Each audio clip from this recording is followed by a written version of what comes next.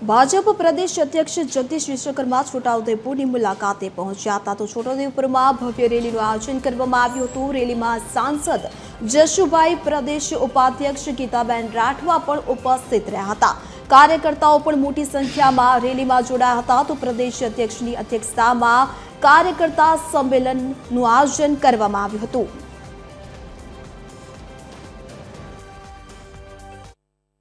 બધાનો ઉત્સાહ જોવા મળે છે।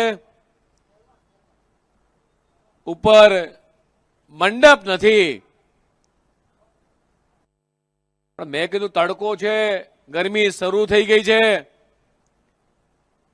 બંકે સાહેબ અહીંનો કાર્યકર્તા એ ભર ઉનાળે એ ખેતરમાં મજૂરી કરવા ટેવાયેલો છે, પણ મેં કીધું મારો કાર્યકર્તા કે મારો ખેડૂત ભલે ભર ઉનાળે ટેવાયેલો હોય, એક પ્રદેશ અધ્યક્ષ તરીકે મંચ ઉપર છાયડામાં બેસું, મારો કાર્યકર્તા તડકે બેસો હોય એ પ્રદેશ અધ્યક્ષને પોસાય એમ નથી મિત્રો।